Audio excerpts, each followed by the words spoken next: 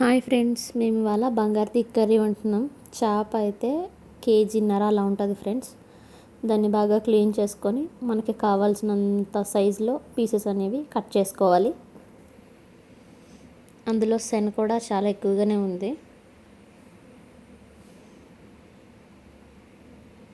పెరుగులో వేసి కడుక్కుంటే చేప ముక్కలు అనేవి కొంచెం ఫ్రెష్గా ఉంటాయి ఫ్రెండ్స్.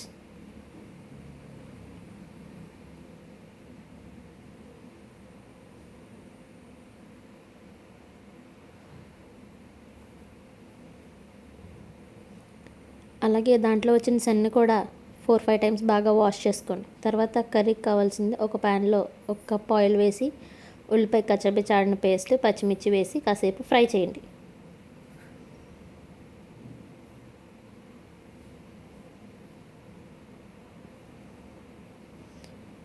చేప ముక్కలు అనేవి అందులో సపరేట్గా వేసేయండి.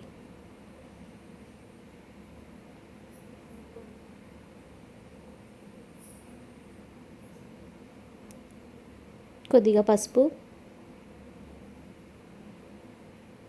తగినంత సాల్ట్ వేసుకోండి. కొద్దిగా కారం, గరం మసాలా.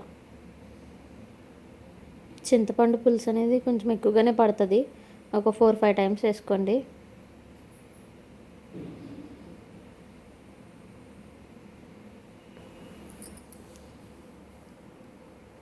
కొద్దిగా ఒకసారి ఉప్పు, కారం అదంతా ముక్కలకు పట్టేలాగా ఒకసారి మిక్స్ చేయండి ఫ్రెండ్స్.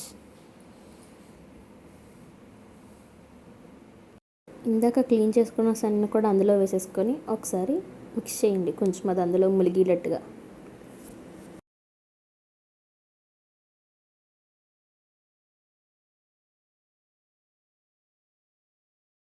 విజిల్ అనేది జాగ్రత్తగా పెట్టండి ఫ్రెండ్స్, ఒక విజిల్ వస్తే సరిపోతుంది.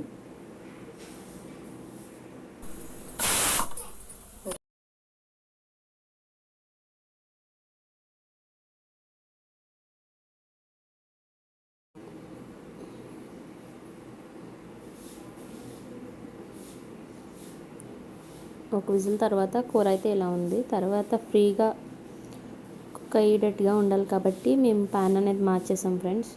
తర్వాత సన్నగా కొత్తిమీర, కొద్దిగా పుదీనా, కొద్దిగా కరివేపాకు బాగా వాష్ చేసుకొని కర్రీలో వేసుకొని ఒక 5 మినిట్స్ సిమ్లో పెట్టి మూత పెట్టి మగ్గనివ్వండి.